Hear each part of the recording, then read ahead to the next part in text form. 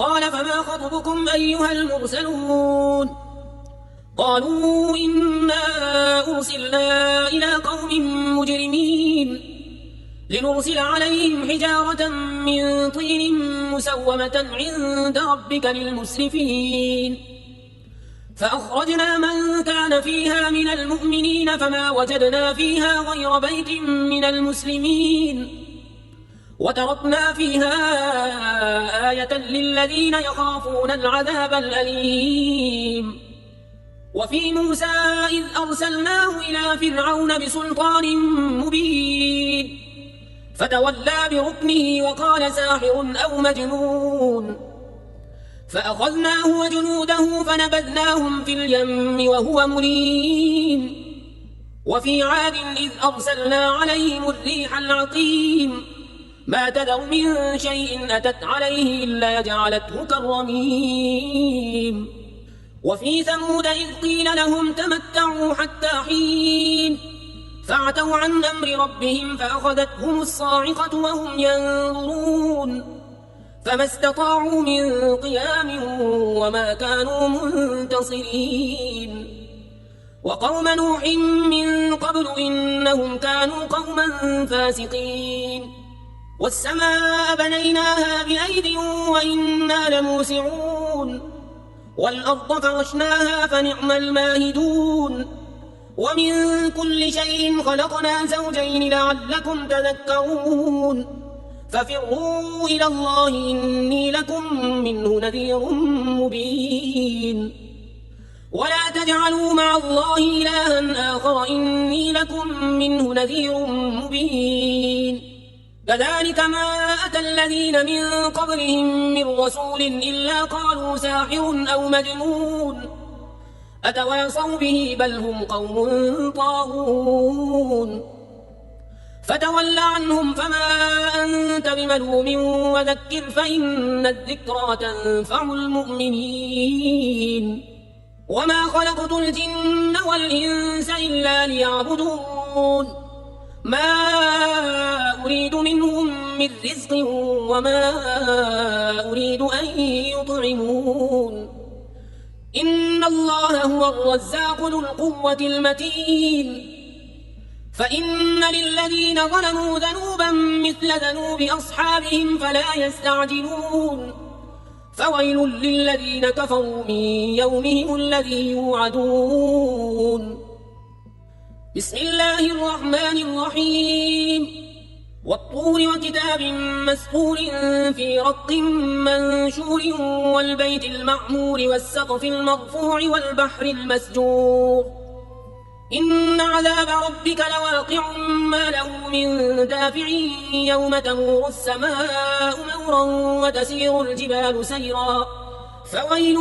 يومئذ للمكذبين الذين هم في خوض يلعبون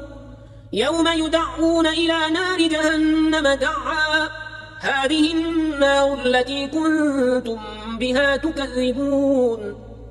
أفسحر هذا أم أنتم لا تبصرون اصلوها فاصبروا أو لا تصبروا سواء عليكم إنما تجزون ما كنتم تعملون إن المتقين في جنات ونعيم فاكهين بما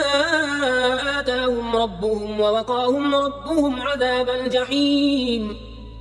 كلوا واشربوا هنيئا بما كنتم تعملون متكئين على سرر مصفوفة وزوجناهم بحور عين والذين آمنوا واتبعتهم ذريتهم بإيمان ألحقنا بهم ذريتهم وما ألتناهم من عملهم من شيء كل امرئ بما كسب رهين وأمددناهم بفاكهة ولحم مما يشتهون يتنازعون فيها كأسا لا لغو فيها ولا تأثيم ويطوف عليهم غلمان لهم كأنهم لؤلؤ مكنون وأقبل بعضهم على بعض يتساءلون قالوا إنا كنا قبل في أهلنا مشفقين فمن الله علينا ووقانا عذاب السموم إنا كنا من قبل ندعوه إنه هو البر الرحيم فذكر فما أنت بنعمة ربك بكاهن ولا مجنون أم يقولون شاعر نتربص به ريب المنون قل تربصوا فإني معكم من المتربصين أم تأمرهم أحلامهم بهذا أم هم قوم طاغون أم يقولون تقوله بل لا يؤمنون فليأتوا بحديث مثله إن كانوا صادقين أم خلقوا من غير شيء أم هم الخالقون أم خلقوا السماوات والأرض بل لا يوقنون أم عندهم خزائن ربك أم هم المسيطرون أم لهم سلم يستمعون فيه فليأت مستمعهم بسلطان مبين أم له البنات ولكم البنون أم تسألهم أجرا فهم من مغرم مثقلون أم عندهم الغيب فهم يكتبون أم يريدون كيدا فالذين كفروا هم المكيدون أم لهم إله غير الله سبحان الله عما يشركون وإن يروا كسفا من السماء ساقطا يقولوا سحاب مركوم فذرهم حتى يلاقوا يومهم الذي فيه يصعقون يوم لا يغني عنهم كيدهم شيئا ولا هم ينصرون وإن للذين ظلموا عذابا دون ذلك ولكن أكثرهم لا يعلمون واصبر لحكم ربك فإنك بأعيننا وسبح بحمد ربك حين تقوم ومن الليل فسبحه وإدبار النجوم بسم الله الرحمن الرحيم والنجم إذا هوى ما ضل صاحبكم وما غوى وما ينطق عن الهوى إن هو إلا وحي يوحى علمه شديد القوى ذو مرة فاستوى وهو بالأفق الأعلى ثم دنا فتدلى فكان قاب قوسين أو أدنى فأوحى إلى عبده ما أوحى ما كذب الفؤاد ما رأى أفتمارونه على ما يرى ولقد رآه نزلة أخرى عند سدرة المنتهى عندها جنة المأوى إذ يغشى السدرة ما يغشى ما زاغ البصر وما طغى لقد رأى من آيات ربه الكبرى أفرأيتم اللات والعزى ومناة الثالثة الأخرى ألكم الذكر وله الأنثى تلك إذا قسمة ضيزى إن هي إلا أسماء سميتموها أنتم وآباؤكم ما أنزل الله بها من سلطان إن يتبعون إلا الظن وما تهوى الأنفس ولقد جاءهم من ربهم الهدى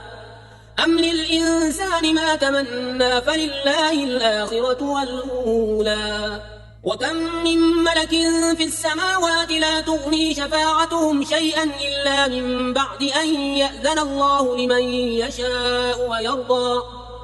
إن الذين لا يؤمنون بالآخرة ليسمون الملائكة تسمية الأنثى وما لهم به من علم إن يتبعون إلا الظن وإن الظن لا يغني من الحق شيئا فأعرض عمن تولى عن ذكرنا ولم يرد إلا الحياة الدنيا ذلك مبلغهم من العلم إن ربك هو أعلم بمن ضل عن سبيله وهو أعلم بمن اهتدى ولله ما في السماوات وما في الأرض ليجزي الذين أساءوا بما عملوا ويجزي الذين أحسنوا بالحسنى الذين يجتنبون كبائر الإثم والفواحش إلا اللمم إن ربك واسع المغفرة هو أعلم بكم إذ أنشأكم من الأرض وإذ أنتم أجنة في بطون أمهاتكم فلا تزكوا أنفسكم هو أعلم بمن اتقى أفرأيت الذي تولى وأعطى قليلا وأكدى أعنده علم الغيب فهو يرى أم لم ينبأ بما في صحف موسى وإبراهيم الذي وفى ألا تزر وازرة وزر أخرى وأن ليس للإنسان إلا ما سعى وأن سعيه سوف يرى ثم يجزاه الجزاء الأوفى وأن إلى ربك المنتهى وأنه هو أضحك وأبكى وأنه هو أمات وأحيا وأنه خلق الزوجين الذكر والأنثى من نطفة إذا تمنى وأن عليه النشأة الأخرى وأنه هو أغنى وأقنى وأنه هو رب الشعرى وأنه أهلك عادا الأولى وثمود فما أبقى وقوم نوح من قبل إنهم كانوا هم أظلم وأطغى والمؤتفكة أهوى فغشاها ما غشا فبأي آلاء ربك تتمارى هذا نذير من النذر الأولى أزفت الآزفة ليس لها من دون الله كاشفة أفمن هذا الحديث تعجبون وتضحكون ولا تبكون وأنتم سامدون فاسجدوا لله واعبدوا بسم الله الرحمن الرحيم اقتربت الساعة وانشق القمر وإن يروا آية يعرضوا ويقولوا سحر مستمر وكذبوا واتبعوا أهواءهم وكل أمر مستقر ولقد جاءهم من الأنباء ما فيه مزدجر حكمة بالغة فما تغني النذر فتول عنهم يوم يدعو الداعي إلى شيء نكر خش عن أبصارهم يخرجون من الأجداث كأنهم جراد منتشر مهطعين إلى الداعي يقول الكافرون هذا يوم عسر كذبت قبلهم قوم نوح فكذبوا عبدنا وقالوا مجنون وازدجر فدعا ربه أني مغلوب فانتصر ففتحنا أبواب السماء بماء منهمر وفجرنا الأرض عيونا فالتقى الماء على أمر قد قدر وحملناه على ذات ألواح ودسر تجري بأعيننا جزاء لمن كان كفر ولقد تركناها آية فهل من مدكر فكيف كان عذابي ونذر ولقد يسرنا القرآن للذكر فهل من مدكر كذبت عاد فكيف كان عذابي ونذر إنا أرسلنا عليهم ريحا صرصرا في يوم نحس مستمر تنزع الناس كأنهم أعجاز نخل منقعر فكيف كان عذابي ونذر ولقد يسرنا القرآن للذكر فهل من مدكر كذبت ثمود بالنذر فقالوا أبشرا منا واحدا نتبعه إنا إذا لفي ضلال وسعر ألقي الذكر عليه من بيننا بل هو كذاب أشر سيعلمون غدا من الكذاب الأشر إنا مرسل الناقة فتنة لهم فارتقبهم واصطبر ونبئهم أن الماء قسمة بينهم كل شرب محتضر فنادوا صاحبهم فتعاطى فعقر فكيف كان عذابي ونذر إنا أرسلنا عليهم صيحة واحدة فكانوا كهشيم المحتضر ولقد يسرنا القرآن للذكر فهل من مدكر كذبت قوم لوط بالنذر إنا أرسلنا عليهم حاصبا إلا آل لوط نجيناهم بسحر نعمة من عندنا كذلك نجزي من شكر ولقد أنذرهم بطشتنا فتماروا بالنذر ولقد راودوه عن ضيفه فطمسنا أعينهم فذوقوا عذابي ونذر ولقد صبحهم بكرة عذاب مستقر فذوقوا عذابي ونذر ولقد يسرنا القرآن للذكر فهل من مدكر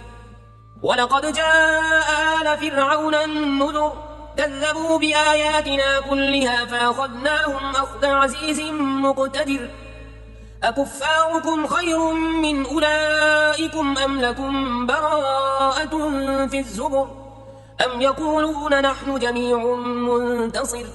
سيهزم الجمع ويولون الدبر بل الساعة موعدهم والساعة أدهى وأمر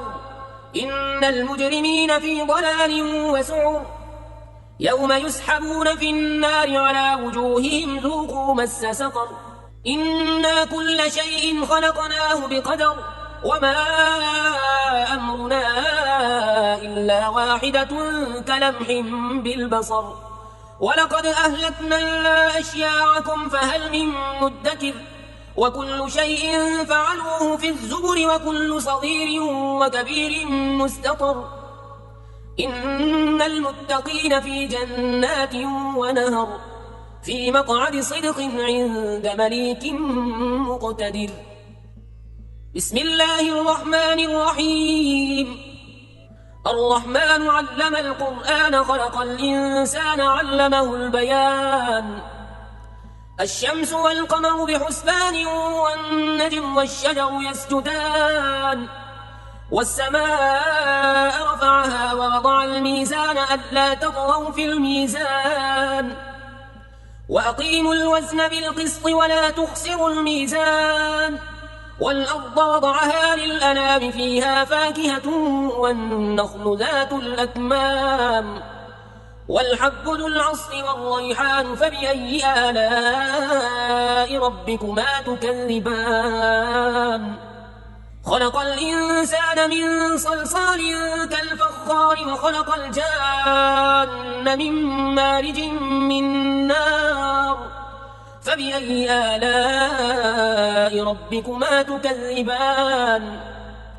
رب المشرقين ورب المغربين فبأي آلاء ربكما تكذبان مرج البحرين يلتقيان بينهما برزخ لا يبغيان فبأي آلاء ربكما تكذبان يخرج منهما اللؤلؤ والمرجان فبأي آلاء ربكما تكذبان وله الجوار المنشآت في البحر كالأعلام فبأي آلاء ربكما تكذبان كل من عليها فان ويبقى وجه ربك ذو الجلال والإكرام فبأي آلاء ربكما تكذبان يسأله من في السماوات والأرض كل يوم هو في شأن فبأي آلاء ربكما تكذبان سنفرغ لكم أيها الثقلان فبأي آلاء ربكما تكذبان يا معشر الجن والإنس إن استطعتم أن تنفذوا من أقطار السماوات والأرض فانفذوا لا تنفذون إلا بسلطان فبأي آلاء ربكما تكذبان يرسل عليكما شواظ من نار ونحاس فلا تنتصران فبأي آلاء ربكما تكذبان فإذا انشقت السماء فكانت وردة كالدهان فبأي آلاء ربكما تكذبان فيومئذ لا يسأل عن ذنبه إنس ولا جان فبأي آلاء ربكما تكذبان يعرف المجرمون بسيماهم فيؤخذ بالنواصي والأقدام فبأي آلاء ربكما تكذبان هذه جهنم التي يكذب بها المجرمون يطوفون بينها وبين حميم آن فبأي آلاء ربكما تكذبان ولمن خاف مقام ربه جنتان فبأي آلاء ربكما تكذبان ذواتا أفنان فبأي آلاء ربكما تكذبان فيهما عينان تجريان فبأي آلاء ربكما تكذبان فيهما من كل فاكهة زوجان فبأي آلاء ربكما تكذبان متكئين على فرش بطائنها من استبرق وجنى الجنتين دان فبأي آلاء ربكما تكذبان فيهن قاصرات الطرف لم يطمثهن إنس قبلهم ولا جان فبأي آلاء ربكما تكذبان كأنهن الياقوت والمرجان فبأي آلاء ربكما تكذبان هل جزاء الإحسان إلا الإحسان فبأي آلاء ربكما تكذبان ومن دونهما جنتان فبأي آلاء ربكما تكذبان مدهامتان فبأي آلاء ربكما تكذبان فيهما عينان نضاختان فبأي آلاء ربكما تكذبان فيهما فاكهة ونخل ورمان فبأي آلاء ربكما تكذبان فيهن خيرات حسان فبأي آلاء ربكما تكذبان حور مقصورات في الخيام فبأي آلاء ربكما تكذبان لم يطمثهن إنس قبلهم ولا جان فبأي آلاء ربكما تكذبان متكئين على رفرف خضر وعبقري حسان فبأي آلاء ربكما تكذبان تبارك اسم ربك ذي الجلال والإكرام بسم الله الرحمن الرحيم إذا وقعت الواقعة ليس لوقعتها كاذبة خافضة رافعة إذا رجت الأرض رجا وبست الجبال بسا فكانت هباء منبثا وكنتم أزواجا ثلاثة فأصحاب الميمنة ما أصحاب الميمنة وأصحاب المشأمة ما أصحاب المشأمة والسابقون السابقون أولئك المقربون في جنات النعيم ثلة من الأولين وقليل من الآخرين على سرر موضونة متكئين عليها متقابلين يطوف عليهم ولدان مخلدون بأكواب وأباريق وكأس من معين لا يصدعون عنها ولا ينزفون وفاكهة مما يتخيرون ولحم طير مما يشتهون وحور عين كأمثال اللؤلؤ المكنون جزاء بما كانوا يعملون لا يسمعون فيها لغوا ولا تأثيما إلا قيلا سلاما سلاما وأصحاب اليمين ما أصحاب اليمين في سدر مخضود وطلح منضود وظل ممدود وماء مسكوب وفاكهة كثيرة لا مقطوعة ولا ممنوعة وفرش مرفوعة إنا أنشأناهن إنشاء فجعلناهن أبكارا عربا أترابا لأصحاب اليمين ثلة من الأولين وثلة من الآخرين وأصحاب الشمال ما أصحاب الشمال في سموم وحميم وظل من يحموم لا بارد ولا كريم إنهم كانوا قبل ذلك مترفين وكانوا يصرون على الحنث العظيم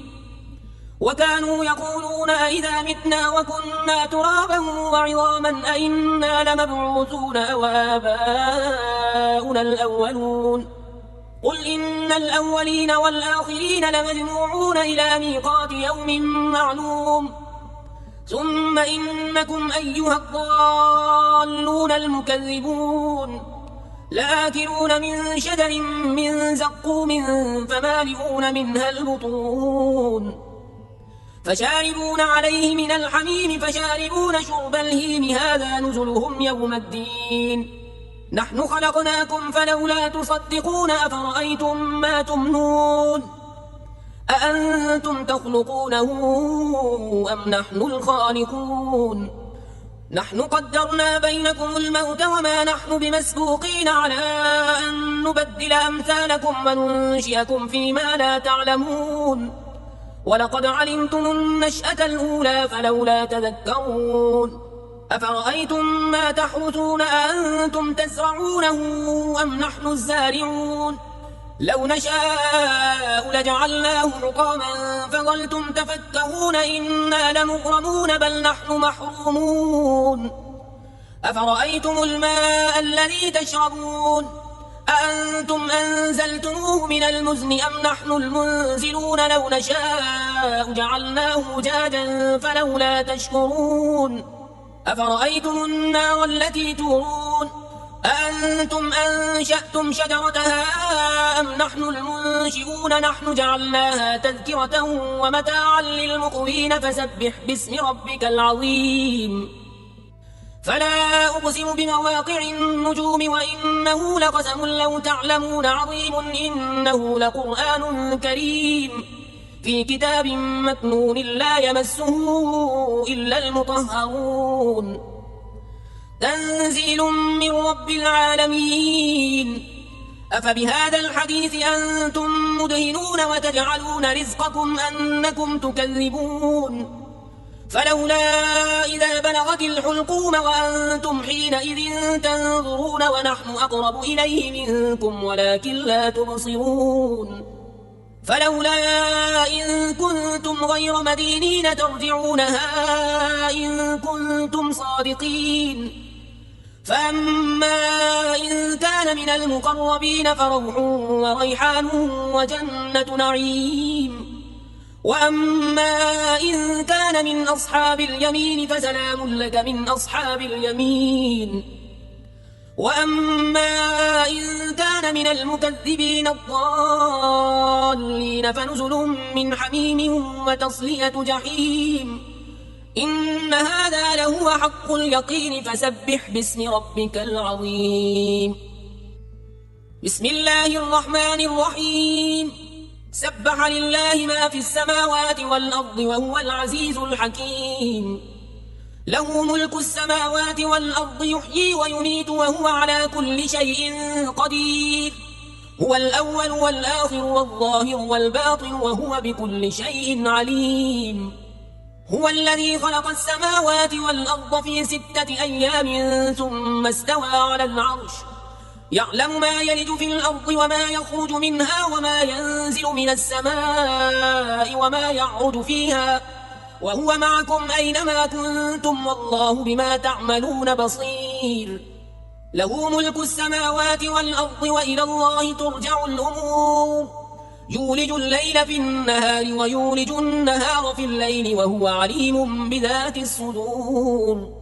آمنوا بالله ورسوله وأنفقوا مما جعلكم مستخلفين فيه فالذين آمنوا منكم وأنفقوا لهم أجر كبير وما لكم لا تؤمنون بالله والرسول يدعوكم لتؤمنوا بربكم وقد أخذ ميثاقكم إن كنتم مؤمنين هو الذي ينزل على عبده آيات بينات ليخرجكم من الظلمات إلى النور وإن الله بكم لرؤوف رحيم وما لكم ألا تنفقوا في سبيل الله ولله ميراث السماوات والأرض لا يستوي منكم من أنفق من قبل الفتح وقاتل أولئك أعظم درجة من الذين أنفقوا من بعد وقاتلوا وكلا وعد الله الحسنى والله بما تعملون خبير من ذا الذي يقرض الله قرضا حسنا فيضاعفه له وله أجر كريم يوم ترى المؤمنين والمؤمنات يسعى نورهم بين أيديهم وبأيمانهم بشراكم اليوم جنات تجري من تحتها الأنهار خالدين فيها ذلك هو الفوز العظيم يوم يقول المنافقون والمنافقات للذين آمنوا انظرونا نقتبس من نوركم قيل ارجعوا وراءكم فالتمسوا نورا فضرب بينهم بسور له باب باطنه فيه الرحمة وظاهره من قبله العذاب ينادونهم ألم نكن معكم قالوا بلى ولكنكم فتنتم أنفسكم وتربصتم وارتبتم وغرتكم الأماني حتى جاء أمر الله وغركم بالله الغرور فاليوم لا يؤخذ منكم فدية ولا من الذين كفروا مأواكم النار هي مولاكم وبئس المصير ألم يأن للذين آمنوا أن تخشع قلوبهم لذكر الله وما نزل من الحق ولا يكونوا كالذين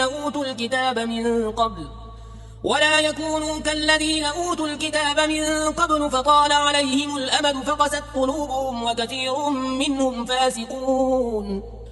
اعلموا أن الله يحيي الأرض بعد موتها قد بينا لكم الآيات لعلكم تعقلون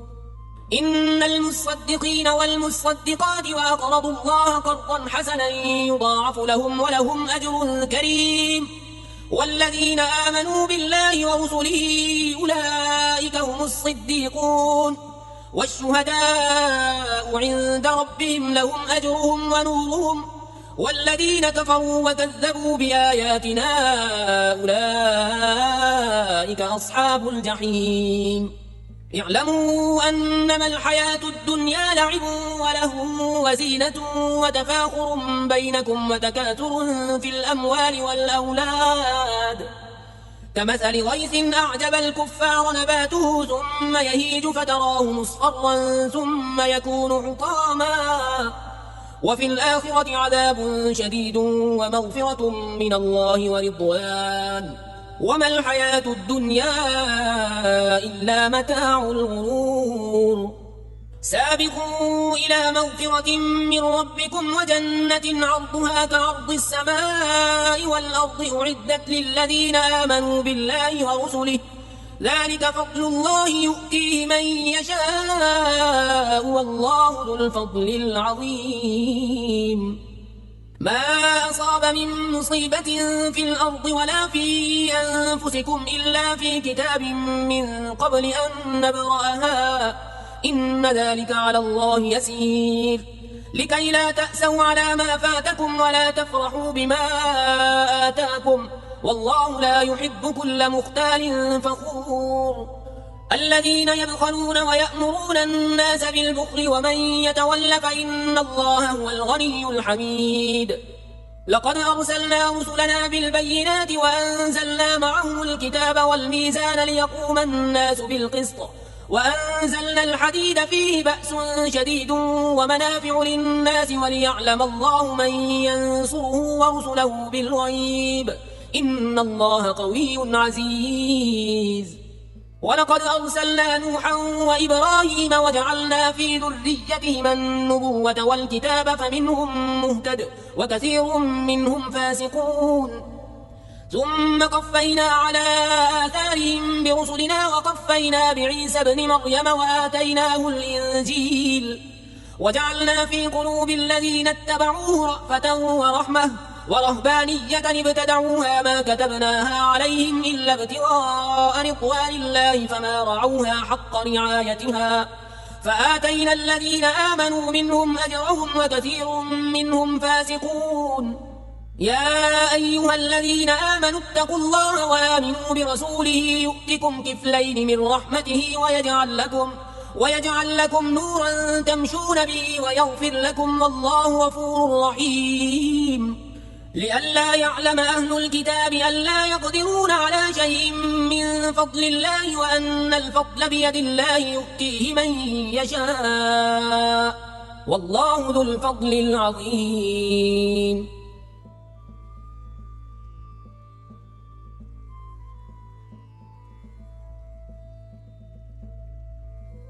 لا إله إلا الله محمد رسول الله لا إله إلا الله محمد رسول